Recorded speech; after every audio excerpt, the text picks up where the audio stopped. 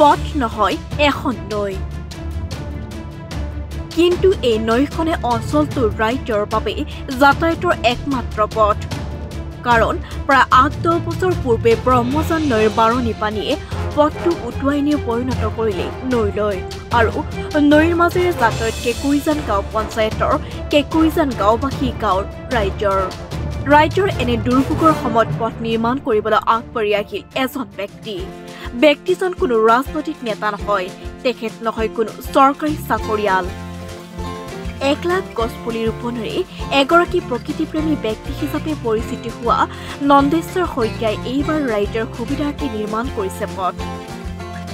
গহপুৰা খাসী গাঁৱৰ নিবাসী বিশিষ্ট সমাজকৰ্মী নন্দেশ্বৰ শইকীয়াই নিজা অৰ্থ ব্যয় কৰি কেঁকুৰিজান গাঁওবাসী ৰাইজৰ সুবিধাৰ্থে পথ নিৰ্মাণৰ কামৰ শুভাৰম্ভণি কৰে। ৩খনকৈ ট্ৰেক্টৰ আৰু জেচিপি লগাই পথ নিৰ্মাণৰ কাম আৰম্ভ কৰা নন্দেশ্বৰ শইকীয়াৰ এনে পদক্ষেপৰ শলাগ ল'লে অঞ্চলটোৰ ৰাইজে। আজি আমাৰ কেঁকুৰিজানবাসী ৰাইজৰ কাৰণে এটা ভাল দিন, শুভ দিন। আজি আমাৰ ঘাইগাঁৱৰ সন্মানীয় নন্দেশ্বৰ শইকীয়া ডাঙৰীয়া সমাজসেৱক, তেখেতে আমাৰ এই গাঁওখনত আহি পেলাই যি পৰিস্থিতি চালে, যিটো মানে আমাৰ ৰাস্তা পদূলি ভঙা চাইছে, সেইখিনি আজি ৰাইজৰ ওচৰতে আহি পেলাই কৈছে সেইখিনি নিজৰ পুঁজিৰে আজি সেইখিনি গঢ় দি উঠাব আৰু যাতে ৰাইজৰ মানে সুবিধাৰ্থে অহা যোৱাৰ কাৰণে সুবিধা এখন কৰি দিম বুলি পেলাই তেখেতে যিটো আগবাঢ়ি আহিছে, তেখেতক মই আন্তৰিকতাৰে ধন্যবাদ জ্ঞাপন কৰিছোঁ। আৰু যিহেতু আমাৰ মথাউৰি কাম অলৰেডি সন্মানীয় মন্ত্ৰী পীযুষ হাজৰিকা ডাঙৰীয়া, আমাৰ উৎপল বৰা ডাঙৰীয়া বিধায়ক গহপুৰ সমষ্টি, তেখেতসকলে আহি পেলাই মথাউৰি কামটো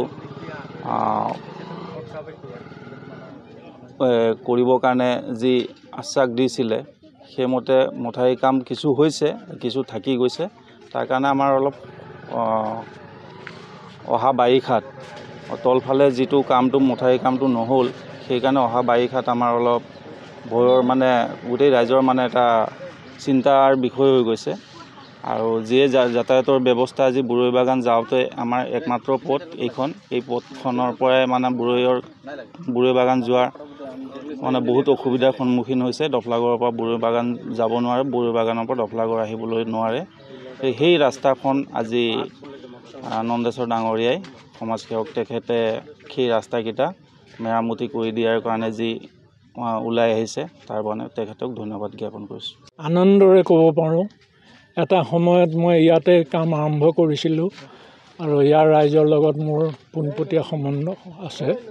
মই মছজিদত আহি এই অনুষ্ঠানত ভাগ লৈ মই ৰাইজৰ লগত আলোচনা কৰিলোঁ। ৰাইজে মোক যথেষ্ট কথা ক'লে। তাৰ ভিতৰতে মই ভাবিলোঁ যে আমি যদি এইখিনি কৰি দিব পাৰোঁ, নদীখন আগৰ জেগাত খান্দি পেলাই নিব পাৰোঁ, তেতিয়াহ'লে আমাৰ ৰাইজৰ বহুত উপকৃত হ'ব।